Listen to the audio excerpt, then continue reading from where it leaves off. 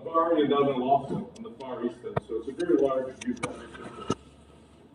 I'm in my third term on the county commission. I was elected as chair for my third term by my colleagues, and I appreciate the confidence they have instilled in me. We have been better than 2 years in this discussion and just thought about running for governor. I mean, the last time we talked seriously about running against Governor Sandvold before he was elected for his second term, decided against it. Didn't see a clear path to victory, but this time we clearly do see a path to victory. And I'm proud of this team that I've assembled. Brought in a national team with a local flavor to it. And I want to talk about 3 or 4 big issues that I have, and then some specific governance things that I'd like to take some questions. There's a couple of the biggest things that I want to focus on that are extremely important to me on my platform is education. I am a firm believer that we are currently underfunding our education system. You know, we've had a lot of folks talk about education for a long time, and nothing's happened. It's the same thing. Our teachers are the lowest paid per student of every teacher in the country. We're $6,000, $20,000 less than a teacher in California will make for similar occupation.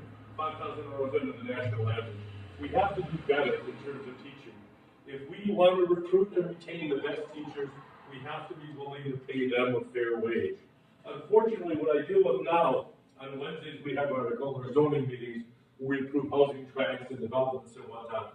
When the developer will come to me, and I'll say, great, it looks like a beautiful project you're building there, what's the starting point of this? And they'll say, $280,000.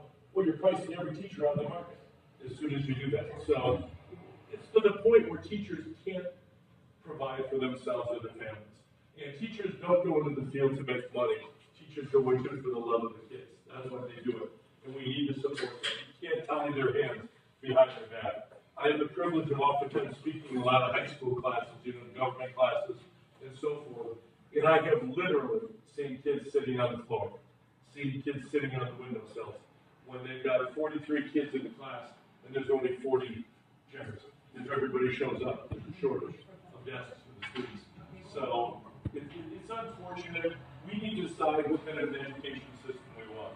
I'm also in favor of using more. When I went to school back in Wisconsin, I'm from Milwaukee. When I went to school, we had more vocational and technical training than we have now. I'm a firm believer, and I'll tell you the same thing I tell every high school class. The first thing I want to tell you to do is get your high school degree. You've got to get a high school diploma. If you don't get that, you have no future. It's very, very difficult without a high school diploma. If you do get a high school diploma, you have 3 courses. 1, you can go on to post-secondary education, either one of our community colleges or a university. 2, you can go to the military, which is a fine occupation, and we encourage kids to go to the military. Services you've provided us. So your second option is the military. The third one is to learn a trade. And if you can become a culinary expert, plumber, an electrician, carpenter, whatever it might be, you can provide for yourself and your family, you get good benefits, and you make good money. Now, I've spent 10 years on the Board of Regents for the university system and community college system. And it was very difficult, it was frustrating for me when I knew a student or parent would come to me and say that their son or their daughter took 5 or 6 years to get a 4-year degree. They've got $80,000 in debt. Parents have put on their credit cards. They've taken out second mortgages on their homes. They've also accumulated debt. And the best job that they can find is an assistant manager in a fast food restaurant or a grocery store making $25,000 to $30,000 a year. They will never pay the debt back. They are trapped in this vicious cycle, and they can never pay back what they owe. On the other hand, if you get, I apologize because I'm losing my voice. I've been traveling and talking a lot in the last month. On the other hand, you get a student that took 2 years, a junior and senior year in high school, they started to learn a trade. They do a lot of high school, they become an apprentice in one of the trades, they eventually become a journeyman. So after 5 or 6 years, you've got this student over here from the university who can make $30,000 a year and has $80,000 in debt. We've got this person over here who went the other route and they've got $50,000 or $60,000 in the bank to put down on the house, a brand new car truck they're driving, a train that they can take anywhere in the world, and a job that pays them $80,000 and $90,000 a year. That's the difference that happened to. I was out at Extreme Development in Donnie Abrams' place in Hamilton, and we walked by his welders, and he said, "Yo, Commissioner, I got a problem hiring welders." I said, "Why? What's bad?" He goes, well, it's a good wage. He said they start at $75,000 a year, and they quickly get up to $900,000 a year. He goes, but none of these kids are trained well. So he goes, I have to bring them in here and spend 6 months training them, and then I'm worried about somebody else hiring them away from me. He says, so we don't have to do that. So we need to give our kids more options in terms of that. So those are the 3 things that I encourage kids to do in high school and keep their options open. The best we can do as young people in school is keep your options open. The third one is healthcare. You know, I faced it firsthand. My mom is 91 years old, and God bless her, she's my rock and my inspiration. But my mom's gone through a lot. I mean, she's had a heart attack, a stroke, back surgery, leg surgery, broken femur. She fell down. She's got, you know, every brace you can imagine, and walks with a walker. But she's the greatest thing in the world, and she's helping my daughters, her granddaughters, my daughters, as much as I could ever ask for. She's got such an incredible influence. But I realized dealing with her that our seniors and our young people are in a position for health care that in a developed country like the United States of America is unacceptable, that people have to be in this position. I've dealt with a couple that both were on high blood pressure medication, and they were actually cutting their pills in half, and each taking half a pill because they couldn't afford 2 prescriptions. I mean, that's simply not acceptable. We need to do more to expand Medicaid coverage to help these folks and to provide health care. Those have been, then we also need to make an enormous investment into mental health. A lot of the situations we're facing right now are the result of mental health. The detention center is right down the street from here, Clark County Detention Center. And I can tell you that I deal regularly with the sheriff and the undersheriff that deals with CCDC. Over half of the people we have incarcerated in the detention center are mental health issues. They're not criminals. They've got mental health issues, whether they were picked up on the side of the street, and frankly, oftentimes they want to get picked up because the jail life is better than what they're getting. At least they get free meals, they get a place to sleep, and they're happy with that. So we need to do better in creating more beds. We know that Ross and Neal is nowhere near enough in terms of facility to deal with mental health. We can make it to our mental health patients. So those are some of the things I want to focus on. One of the things that I'm most proud of, for those of you who don't know me, on a single day, I raised $2, and I'm very proud. I've accomplished a lot in my life, an awful lot. But the biggest thing I accomplished was raising 2 girls, and I'm so proud of it, and so thankful for having them. My oldest daughter works at the public defender's office. She's a public defender. She graduated from Boyd Law School, and I'm extremely proud of her and thankful for what she's done. My youngest daughter wanted to be a teacher, and she got a graduate degree, and she got on the substitute teaching track, and after 1 semester, she said, Dad, I can't do this. She goes, there's too many kids, and I can't get control of them. They don't, they're not listening. When I tell them what to do something, the administration doesn't back me up. When you're a young teacher coming out, they won't put you in a high school because you're too close to the age of the high school students. So they don't want that familiarity, so they put you in other classrooms. And she came and she said, Dad, this just isn't for me. So she finished out the year and took a job. She's a marketing manager for the Golden Knights hockey team, for those of you who are watching hockey. So I'm really proud of her, too, for what she's done and all she's accomplished in her life. But they are my biggest accomplishments. So I'd like to take some questions, and I'd be happy to answer anything for you. I do want to let people know that if there's a tracker in the room, and there very well could be trackers, what trackers do is they come and they follow me. I have them follow me to the store, I have them follow me to church, I have them follow me to meetings, and they try to get a news skin, which is what their job is. I fully respect that. But I'm not worried about me, I'm worried about you. And if you ask me a question that might be difficult, you might be the subject of a commercial as it relates to me. So I just want to put everybody on notice.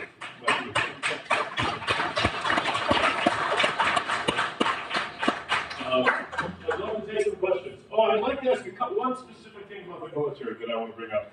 Something that I fought for when I was on the Board of Regents. First off, we established a situation that for law enforcement or first responders, anybody that was killed in the line of duty, their children had free tuition at any of our universities and community colleges. We implemented the same thing for veterans. Anybody that's served in the armed forces, their children are to have their free education and medicine and higher education, which I think is extremely important. What I want to expand that to a little bit in higher education. A lot of states give work credit for your job experience, your real world experiences. You get credits when you go into the university community college system for your experience and your life experiences. I think that veterans should be given that same credit on their university or community college careers. That wherever it fits in, you should be entitled to some substitution of that experience for some classes, because I think the real world experience is invaluable. The service you've given to our country is invaluable. The other thing I want to say is that anyone who served in our military should be automatically granted citizenship.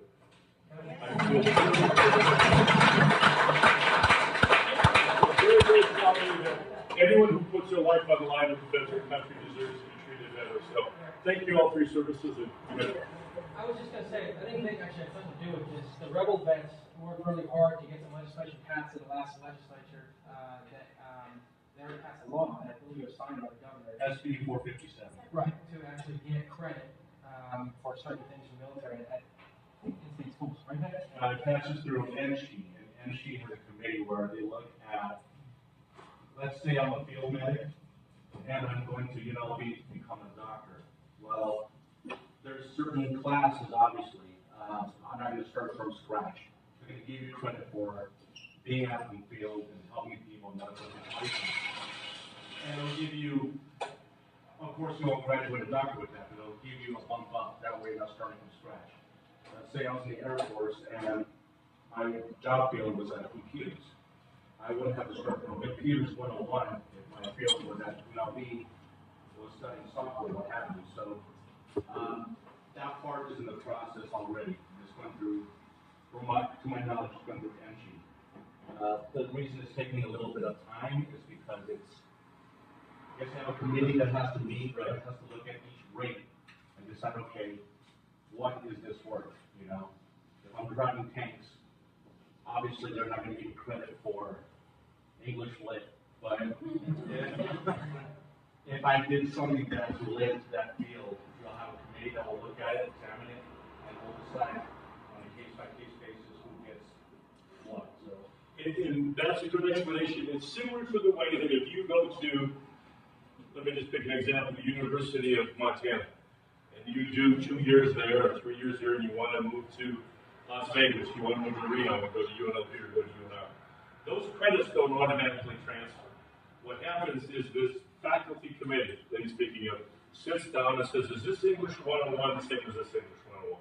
And is this one the same as this one? And they pick and choose, yes, we'll take this, this, and this, and we're not going to take these two, and we'll take this, but we won't take that one. Unfortunately, there's a lot of pride of ownership there. When the faculty here want to say, no, that's not as good as what we teach. We want to make them take it over again. I want it liberally construed so that if you have put in X number of years and you've served an X type of a function, you should automatically fulfill certain requirements that go down the line. So it's not subjective to a faculty committee getting together and determining yes or no. The students maybe just totally the faculty committee. One, it's not just a matter of money that you save on tuition, it's a matter of time. If you can cut off 1 or 2 semesters as a result of that, it can make a huge difference for a person. So I want to expand that as much as we can.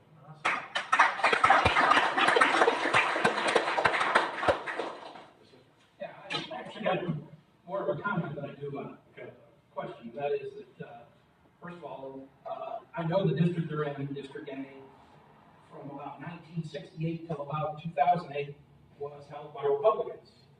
Okay, Bruce Woodbury, Bob Rutland, people like that. And since then, you have beaten Republicans and other people in 2008, 2012, 2016. So anybody who happens to be a tracker in there can see why you want to track, Steve. My wife and I have known you for 10 years, although we don't know you well enough to be at your house or anything else like that, or even be on your campaign team. But if you want to be on the campaign team, probably go. But I think you're doing a great job as governor, and I appreciate what it is that you're trying to do, and I wish you the best. I really appreciate that. My predecessor on the commission was Commissioner Woodbury, who I think has the record for the 28 or 30 years he spent in the district. It was kind of like there were a lot of Democrats in the district, and what they said is, let's take all Republicans and stick them in one district, which happened to be mine. And Bruce stayed there for a long, long time, and I won, remember my first election, I think I won by 1,300 votes, so it was really, really close. But it's been a great time, and I've enjoyed it, and I've learned a lot, so.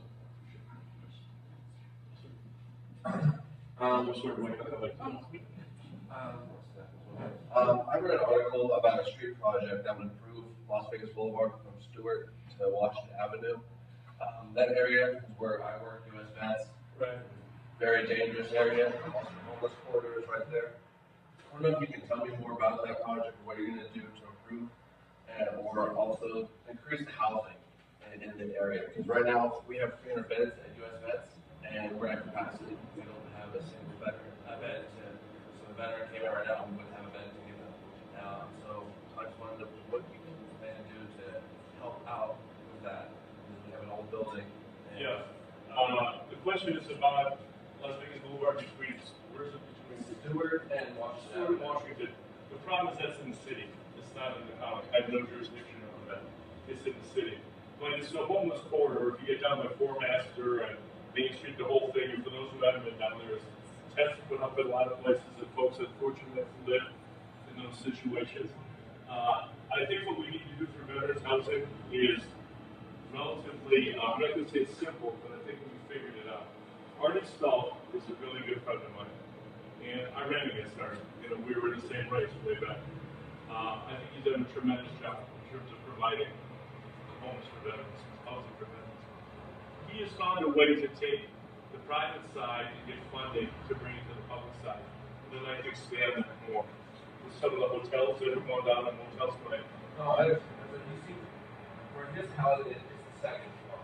Like, we're the fourth, we only charge $150 a month.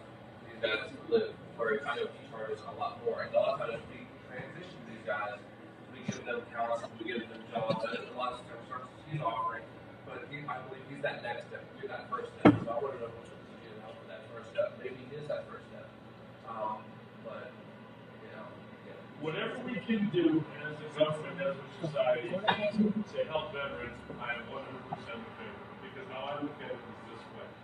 Veterans' wife is served in our country, served the time of war down in Egypt, came home, and we didn't deliver what we promised to them, as far as I'm concerned.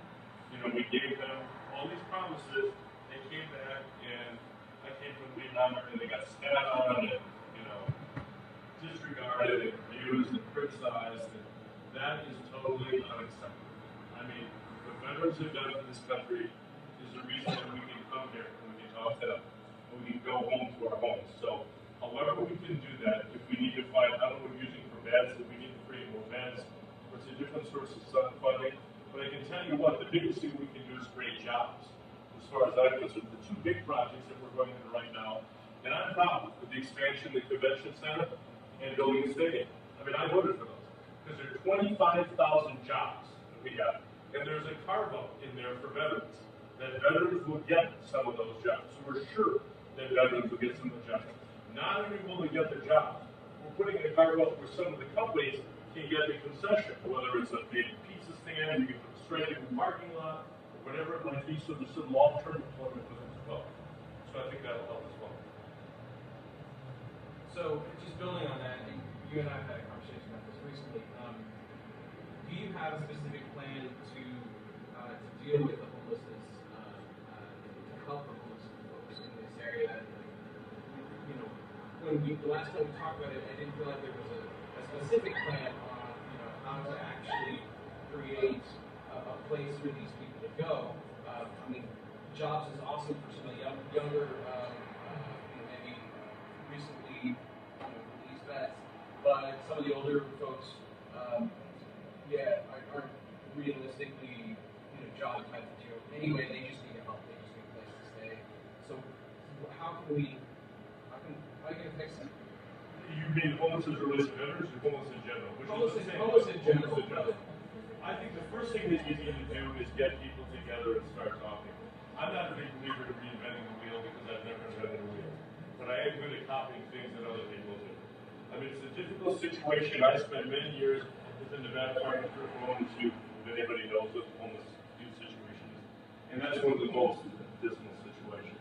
I've got kids who are oftentimes kicked out of their homes because of their sexual preference kicked out of their homes because mom and dad got a divorce and now dad's new girlfriend or mom's new boyfriend doesn't like them, so he chose their boyfriend or girlfriend over the kids. Kids are kicked to the curb, kicked out of the house. You don't see them as much on the street because they're not on the streets or on the rooftops. And the reason they're on the rooftops is because the predators can get them easier when they're on the streets. So they can get up to the back of the building when you see those ladders going to the top of the building on all the strip malls. You see those little iron ladders going up there. Young kids can climb up there, but it wouldn't be so easy for me to climb up there for another adult to climb up there. So that's when they go on. We need to protect those kids that are homeless. And the homeless problem goes the entire way through. I think what the easiest thing to do, the best thing to do, you put experts together, develop a partnership, develop a program, a team, whether it's a homeless coordinator, a department actually in the state government, in the governor's office, that deals with homelessness, because I think then we might be able to get to some solutions. Right now, people that want to work, how are you going to get a job if you can't wash your clothes or take a shower? You can't get a phone call or get an email. So we put together a department. I mean, we're easy enough to put dough in it, and I'm in favor of the governor's office of economic development. But if we had a governor's office of homeless, maybe we could come up with some real problems, some real solutions to the problems that exist. So I'd like to explore that. Would you be able to create that simply from the governor's seat, or do you have to work with the legislature? No, you could create that from the governor's seat, and Ozzy will take care of the funding. Yeah, I got your back. I guess I'm going to ask you. It's kind of a long question, but it kind of captures a lot of the issue. One of the things I know we talk about homeless vets. Not every vet is homeless, and that's something we've got to dispel. We've got to make sure that you remember when everybody starts their military service, they want to serve honorably. Some people will stay for 20 or 30 years, and some people will get out of the military and transition back to civilian life. What we're finding in Nevada, however, is they're not having an easy time transitioning to civilian life because they're having a hard time with jobs. Businesses aren't so gracious to them. So we have people who have skills. For example, you have a young airman at Nellis Air Force Base who's been responsible for maintaining $1 billion worth of equipment, and they get out and they're told, well, you're worth nothing more than a security guard responsible for, Yeah. And it's very frustrating to the community. And one of the things that we've seen is within state government. I'm going to say something that probably needs to be said, and no one wants to discuss this. The state government is a damn mess. It is a mess. I'm sorry. It is not competently run. There's no hope. We have a Department of Veteran Services that doesn't really have a very clear mission. And as a result, there's a lot of disjointed effort. There's no cohesion. There's no connection between jobs, economic development, and trying to transition or bring the veterans community together and bring our issues to a leader so that a leader can solve. Would you be willing, and I know this is a bold question, would you be willing to actually sit down and with veterans and take a look at reorganizing the Adjutant General, which is the National Guard, and the Department of Military Services, Veteran Services, to try to develop a long-term plan so that veterans will actually want to stay here in Nevada and continue growing? Because right now they're not staying; they're actually leaving. I'm going to give you the short answer first, which is yes, and then I'm going to give you the long answer. No one knows veterans' problems better than the veterans. So why not take advantage? And I'm here to tell you, I'm here to seek your support running for governor. I'm going to be very bold, very candid about that. But it doesn't end there. It begins after the election when I say, okay, let's put together a group of veterans. Let's sit down, buy pizza, buy some beers, sit down and say, okay, come up with some solutions, some ideas that we can implement. Now, you can't do them all the first day, you can't do them all the first year, but we can start the path towards a long journey. And that's what we need to do. But nobody knows the problems better than the people in this room. So if you know what the problems are, you know what the solutions might be to those problems. And here again, there's no pride of ownership. I'm happy to take the ideas and implement them to help everybody, because everybody needs help. So yes.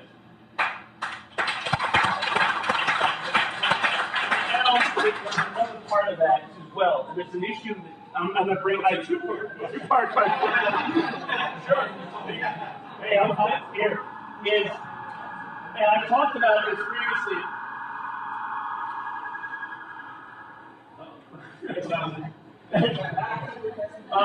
We talked about this before. There's an issue right now in state service with state employees.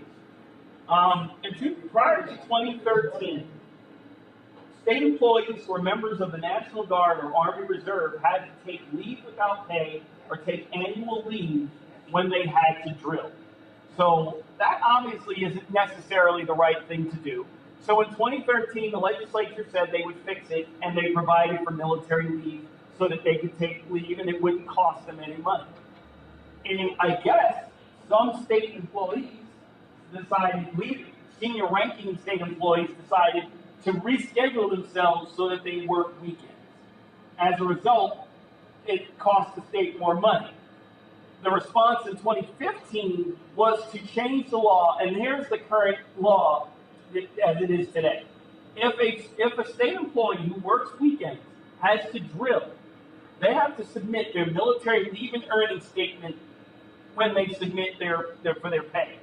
If the drill pay is lower than their state pay, the state will cover the cost. If the drill pay is higher than what they would be paid by the state takes back money from the veteran, takes money back from them. That's ridiculous. So that's beyond ridiculous. So and there's more. When the state, and this goes back to where I talked about the incompetence of the state. It didn't when they started this, it took about a year for them to actually implement the law. So all of a sudden, there were state employees who owed thousands of dollars back to the state. So now we have state employees who are reservists having to get, or National Guardsmen who are leaving the National Guard or Reserve because right now they can't afford to stay in because it's not cost effective. And when I brought this to the governor's office, he has a veterans liaison. His response to me was, and I proposed several things. Can the governor forgive the debt? He said that's not going to happen.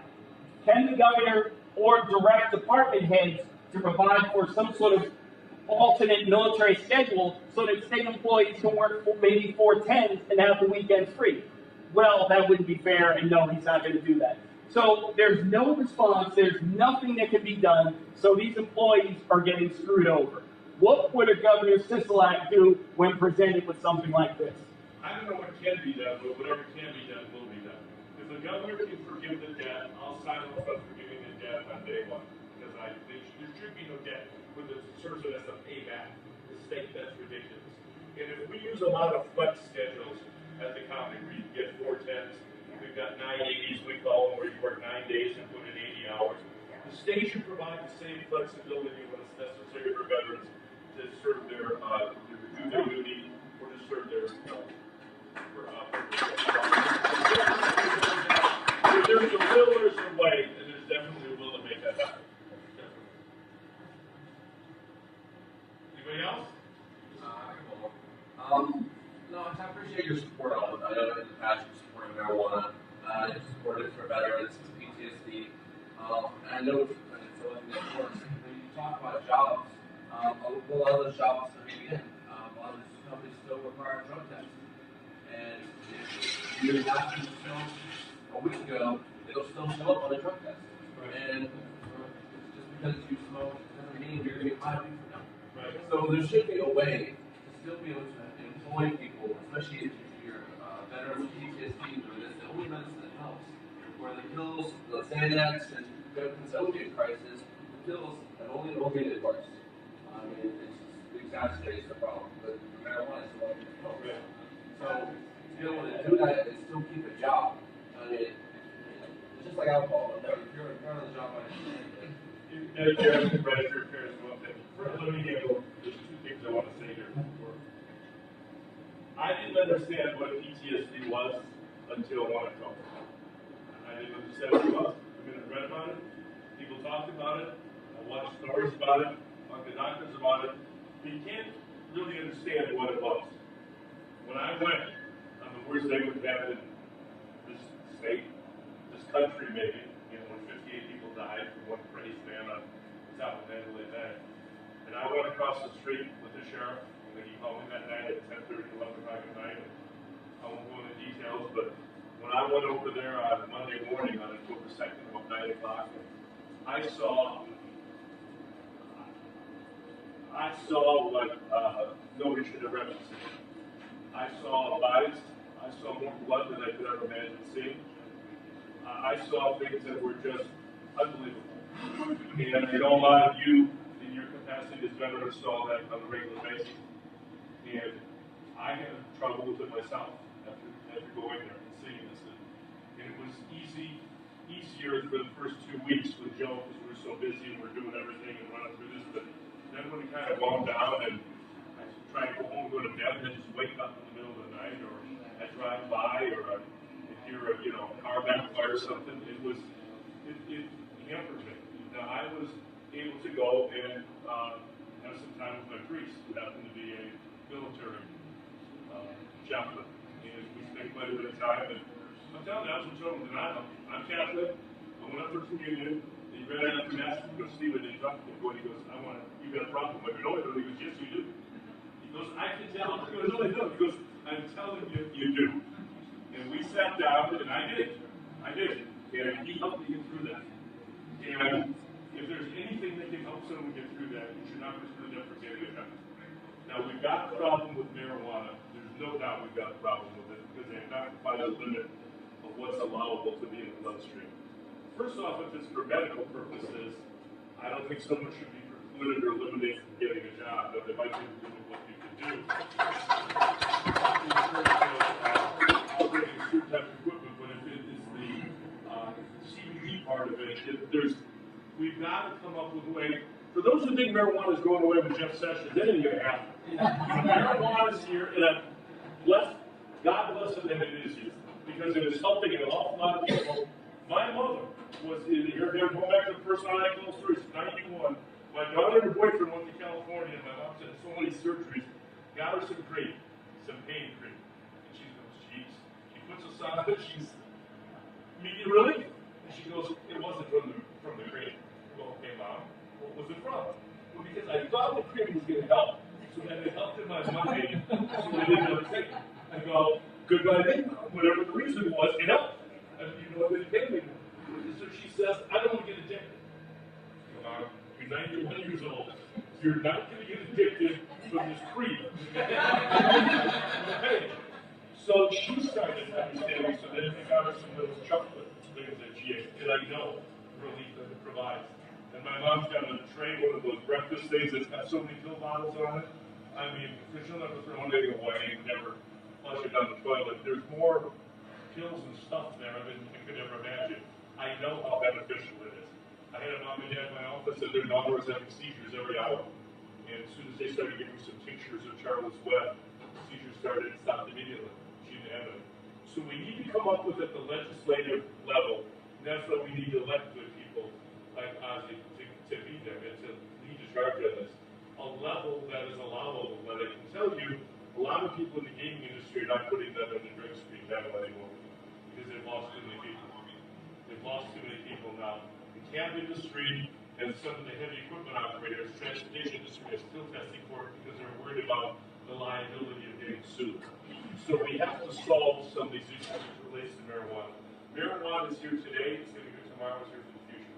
We need to solve the banking issues that relates to marijuana because there's way too much cash floating around and kids are getting paid cash and have it in a bank account. And we have that at the county when they come to get a property tax, they come with a couple bank full of money, that's the 20 to get a property tax, and somebody's got to count it up. So that needs to address what we need to solve what's an allowable limit in your system. It's clearly stays in your system a long time, a lot longer than alcohol does, but I don't think you're under the influence of it or impacted by it after a certain time period with a half-life as it comes off of marijuana.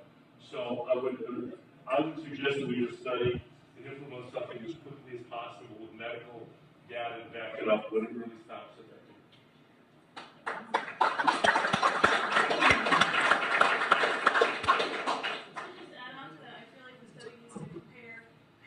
Marijuana affects somebody versus how Xanax or these other medical medically prescribed medications affect someone because if marijuana is something better, the same as or better than these other medications, and people are feeling, when I've heard descriptions of feeling like gray or feeling like they don't care or feeling sluggish, then obviously these other medications that we think of as safe are causing the same or more detrimental effects than marijuana. You're absolutely right. One of the problems with that, though, is that they don't test for a lot of that when they do the drug tests at some of the employers. They trust marijuana because it's still a federal level one drug at the federal level. That needs to change because you're absolutely right. I would much rather have someone that partook in some edible or smoked a joint yesterday than somebody that took, 4 Xanax and a couple of, opioids today. I mean, there's not a doubt in your mind. There's no doubt whatsoever. But we need to come up with a way for the legislature to implement in a tough situation as our first responders, our officers. They pull somebody over, there's no way. There are ways to test them right now. They can't be done, but we're not using that yet. So the state needs to get up in front of this and come up with a plan because there's so unintended consequences, and this is one of them. You're absolutely right. So we need to test them. If you're going to test for marijuana, you should be testing for the other things, but the problem is people come on and off of that. And the vast majority of the opioids that are sold are not sold on a prescription. They're sold on the black market. That's what people get. Yeah. This is another, probably more policy question. The veterans community, a lot of veterans issues are not necessarily all the time. There's a lot of issues that you may not think, folks may not think are actual veterans issues, but they are, because oftentimes at the end of the day, we often are worse. We're far more adversely affected than some of the average citizen. One of the things we've seen, and I brought this up before, and it was something that this caucus supported, and it's something that's a little bit controversial. When we serve in the military, we serve with all of us. There's agencies that provide oversight. So there's like for example, the Army, all the branches have what are called, and everybody's heard of this, inspectors general. Inspectors general are an agency that provides accountability and actually protects service members. IGs have actually, years ago, there was a company that delivered defective flak vests to the military. And had the IG not invested, and that flak vest was so defective, service members got killed because they didn't meet the necessary specifications as required by the Department of Defense. And had it not been for the Inspector General, the DoD Inspector General, more people would have died. Assemblywoman Brittany Miller, who's here as well, proposed a bill to establish an Inspector General. That is someone in the state government to provide oversight to public agencies. And how does that affect us? Issues we see, I'll tell you, there are state employees that are affected every day. They're veterans, and they're adversely affected by they get harassed. I've seen people that veterans will say their bosses will tell them they aren't really wanted. Departments aren't necessarily hiring them. The veterans community collectively is asked for an IG. We've been told it's too expensive. We don't have the money. Well, there's ways we found the money, but we're asking, would you consider, doing something to establish an IG? Maybe, or at least have the discussion with us, but we need to have something that provides accountability. This state is a great state, but as you know, and the county is a different animal, but the state is not well run. It has not been well run. And I'm sorry, I'm not going to praise Governor Sandoval. I don't think Governor Sandoval has really done a very great job as far as providing oversight to his own state. And I think, I think we give him a lot of praise, but I don't think he's a hands-on leader. I don't think he engages in anything. I don't think he wants to be engaged. I don't need a smiling leader. I need a leader who's actually going to lead and take charge and actually make sure that the state is delivering the damn services it's supposed to deliver. And if it's not delivering the services, guess who's affected by it? Veterans, working families, we're all affected. So I ask, Commissioner, would you support or consider, or at least somehow consider supporting an Inspector General? I would, first off, I want to apologize for not acknowledging being here. Ben, I'm coming on you to with these issues. You and I'll be together. Absolutely, I'm in support of that. But what I would like to do, and I'm going to encourage legislators, as you come through, if they got a great idea, and you can attach a funding source to it, that makes it an incredible idea. That's a doable idea, if you can attach a funding source to it. And believe me, I don't care what anybody tells you, you can find the money.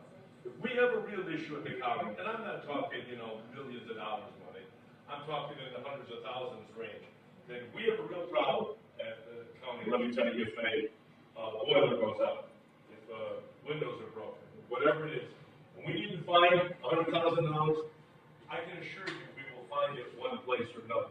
We will find the money that's necessary to keep government running the way it needs to run. The state needs to do the same thing. The issue you have is prioritizing.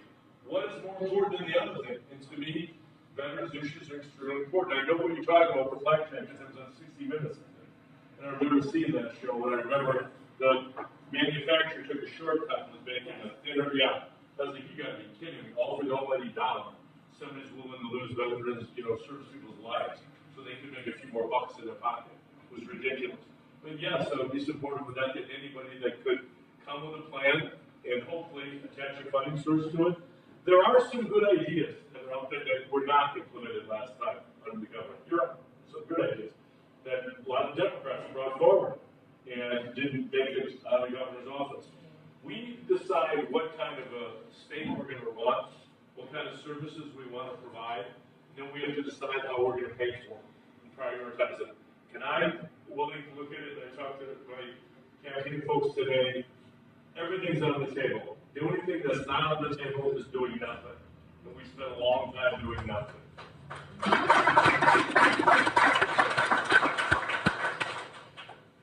Anybody else? Somebody not a board member. Anybody? Yeah. Anybody new? Do you approve of tax incentives for companies to move to Nevada, such as Tesla and several other companies? I don't want to criticize because I got a couple of legislators in the room. Some of the actions that were taken.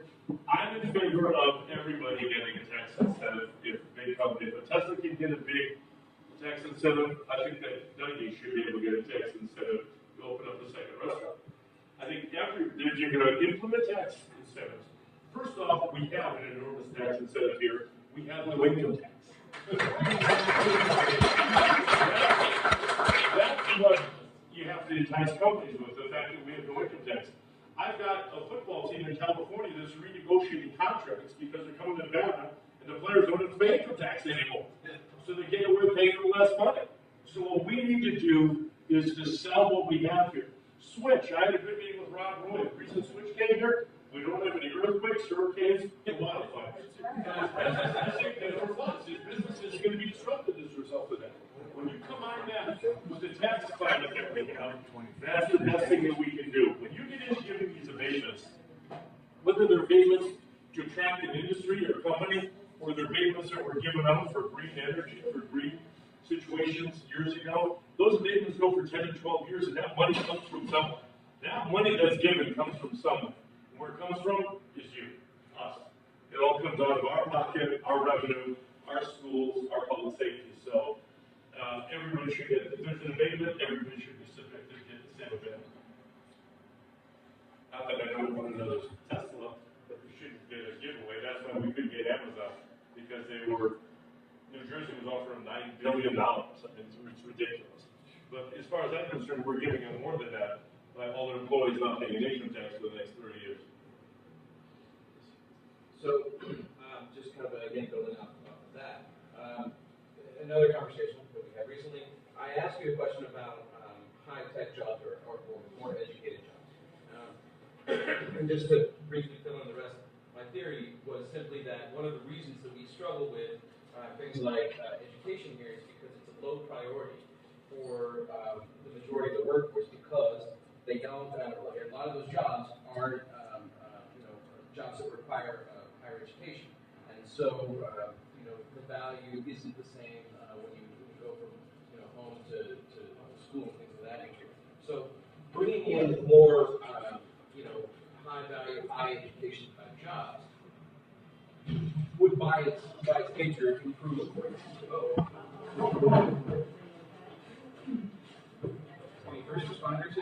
Sorry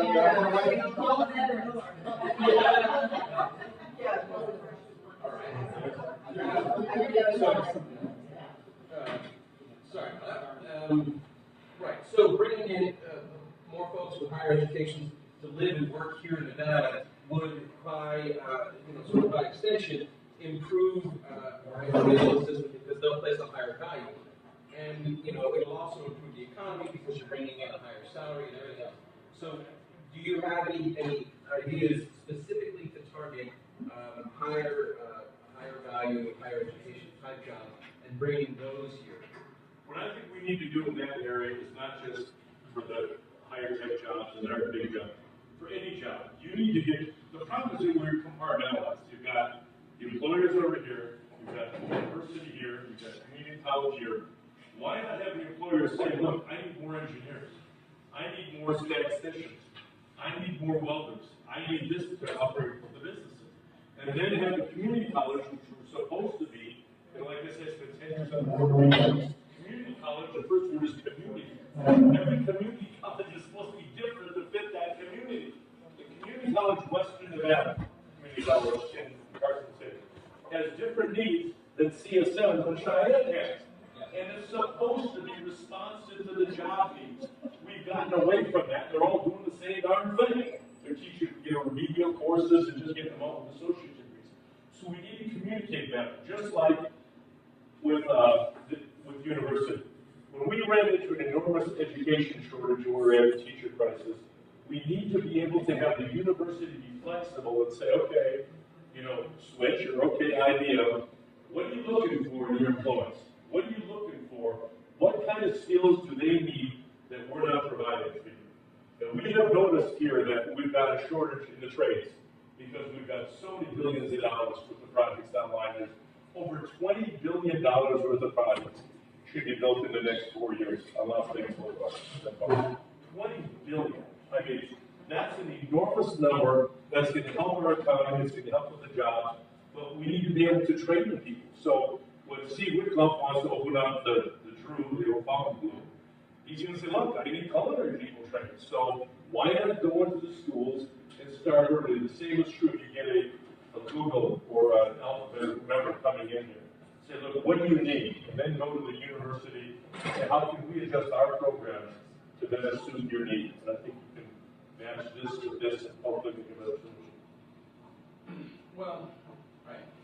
With all due respect, it doesn't actually address increasing the level of high education. High education jobs. Yeah. The problem is the chicken egg scenario. You're not going to get the jobs unless you got the employees that are capable of filling those jobs. So the employer is saying, I'm not going to come to Nevada. Did you have any employees for me? You can't come to Nevada and then employ your employees in California and say, let's move to Nevada.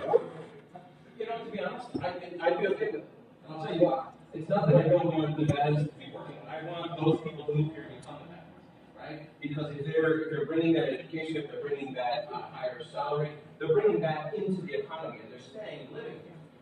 One thing is what we're talking about is bringing in people from out of state who are temporary jobs and go back and they pay all the taxes in California and all the rest, right? So what we need to do is increase the level of opportunity for higher education workforce here in Nevada, regardless of how where they come from originally. If they're going to stay here, they're going to be Nevadans.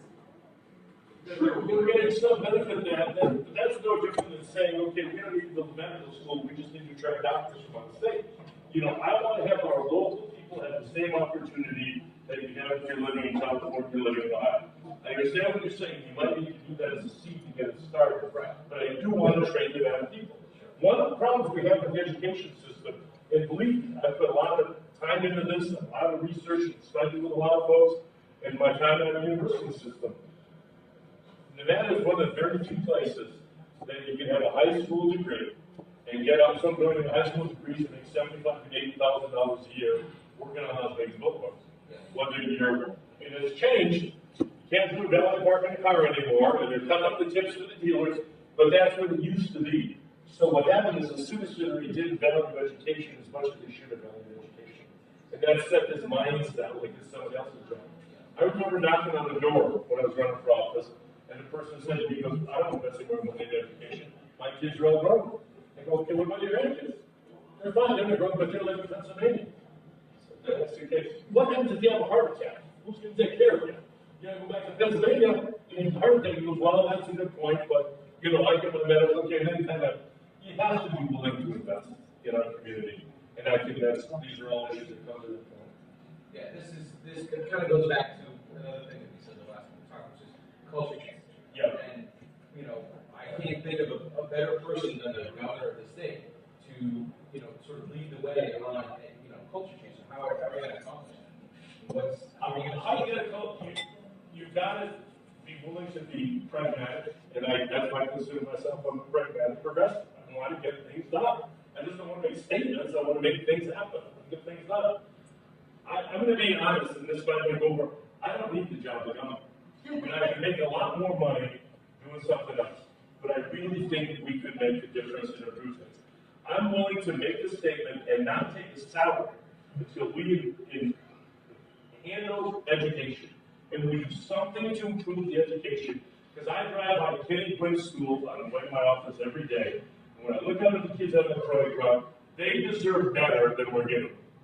They deserve more of an opportunity and a better chance. And it's us that are doing it, because they can't vote. They don't get a chance to ask candidates questions. They don't get a chance to show up and vote. They just got to live with what we give them. So I honestly feel we owe them better, and I think we can do it. You may not need to be governor, but I need a better governor. So. I agree. A lot of these better. Yeah. Okay, so my question is now, and I know it's not supposed to be just all education, but I'll make it general, because we also have a few educators in the room.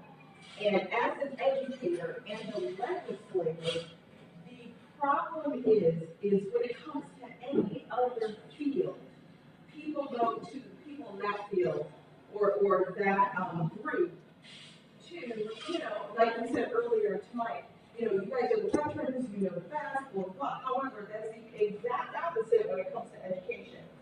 I have sat through so many situations where, the lawyer speaks, the plumber speaks, everyone's like, yes, yes. The teacher speaks, everyone's like, wait, hold on, let me find out, let me go ask, and I'm like, wait, you have the educator here telling me. So when it comes to, if you're elected and it comes to now creating your cabinet, will you feel specifically education with the subject matter experts? Right now, we have a superintendent who's not even a licensed teacher, who could not teach in the state of Nevada. So would you fill it with actual subject matter experts, people from the field, and not just, I guess I'll leave my question there. Absolutely, 100%, but not just teachers, like you said, educators. Because it goes all the way down. It goes down to the nurses, it goes down to the counselors. I was with a lady on Sunday, I did a neighborhood meeting, folks had probably 75 people in their home. And she's a counselor for one of our schools. She has 1,400 students. 1,400 students. Now explain to me how the hell you're ever going to see every student at one time. You're not. And those counselors are dealing with kids with the worst problems. They can't go to their parent because sometimes their parent is the problem. So those counselors are left with nothing. So we need to support the educators at all levels and have them part of that cabinet. Who else needs to be part of that cabinet? Is the students. Because the students came up to me at that meeting, two young folks, they were juniors, and said, Commissioner, you want to know the problem? Nobody ever asks us what the problem is. I sit in the classroom every day. I can tell you what you can do to improve this. I said, I need your advice. I need your help. I need a recent graduate, and I need a student. Just like I think there should be a student on the school board, because they can provide a perspective that otherwise isn't provided. I wanted a university student on the Board of Regents, and I got shouted down. Had no chance to get anything done. But that's where you're going to get the best information for the people that are there every day. The parents, the students, and the educators. And definitely they need to be part of not just part of the cabinet, they are the solution. Because that's where we're going to find the right answers. And it's broke. The whole thing is broke. The education system, the DSA, the count, it's all broke. We can't fix it all in 1 minute, but we can fix it. We can fix it by making the first step and coming up with a plan. And I think we can do that together. I have, a question. How I don't know if anybody's asked a question.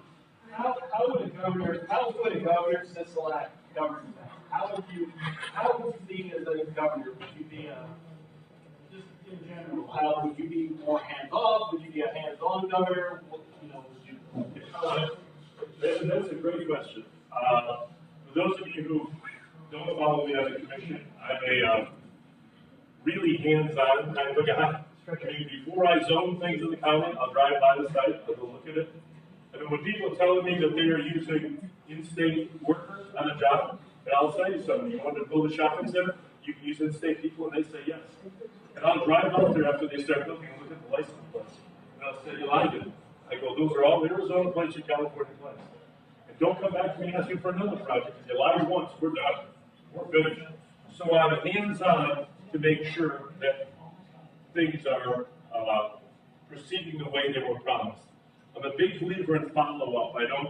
Unfortunately, I believe people in this room are men and women of their word, and they say what they're going to do. Everybody not so much. You know, they promise you one thing, you get another thing. So I think we need to check on that, have a follow-up and a check on it. But at the same time, when I have employees, and I've got 3 ladies that work for me, Karen and Tiffany and Patty, who have been meeting with me since my first year on the commission. I'm the only commission that's had the same employees out for 10 years, 9.5 years, which I'm thrilled with because they make my job a lot easier. I've got the same 3 folks. I don't double check them. When I give them a job or this is their assignment, they've got the tools to do it, and they go ahead and they do it. And I assume that it's done right unless it's brought to my attention that it's not done right, and that very, very seldom if ever happens. So when you give somebody that you can trust and give them an assignment, you got to give them the tools to do it, assume that they're going to do it. I'm not going to be looking over the shoulder. But I am hands-on in terms of making sure that things get done and I follow up. Anybody else? Last question. She's fantastic. She's very helpful. She follows through. Tiffany is, those who don't know my liaison, Tiffany Dessner, who she's not here, so I can say this. She knows this Clark County better than anybody in Clark County. You can pick a street and she's going to know where it is. You're going to say this shopping center, she's going to know what shopping center you're talking about. And if you talk about getting frustrated, she's frustrated with me because she'll say, "See, we talked about this a month ago. You remember? Well, no, so many things happened that month." She's terrific, but she's one of the 3 that I've got that are just absolutely outstanding. So thank you. I will. She's a star. Thank you. Appreciate it. Yes. Nick and then Matt. So Mr. Sisolak becomes the governor. Does Nevada become the leader in green energy? I think that Nevada should have been the leader in green energy years ago. There's not another district that has more solar in it than my district has in it. I fought for more solar. At the same time, I don't think solar is as efficient as it's going to be. I think we're in the infancy of the renewable energy situation. I think that there's a way to capture more energy without being so intrusive. I think there's a way to store that energy. There's a way to get on the grid easy. Now, I think who knows how to do that is some kid that's in the 5th or 6th grade right now that's going to be able to do the research and come up with a plan to do that. We have not invested enough. We talk about attracting more high-energy talents. We have not invested enough in solar energy research or renewable research at the universities we should have.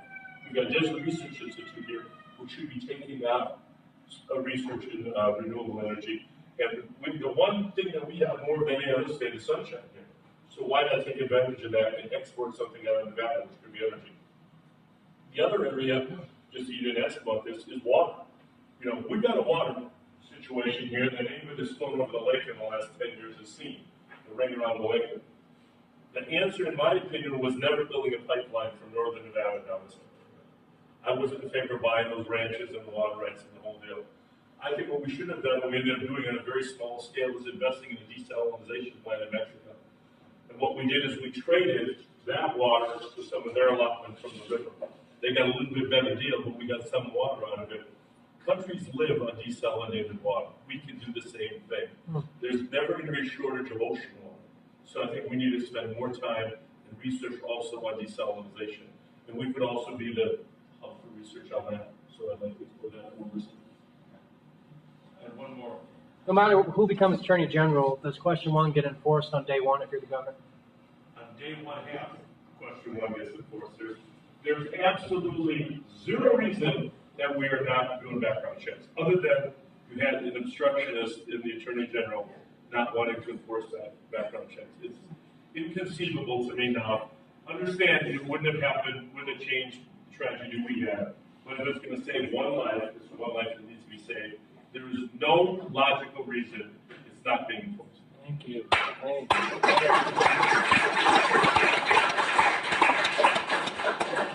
very much. I know you guys. Would you mind swearing in the Okay. Yeah, would you mind? I love it.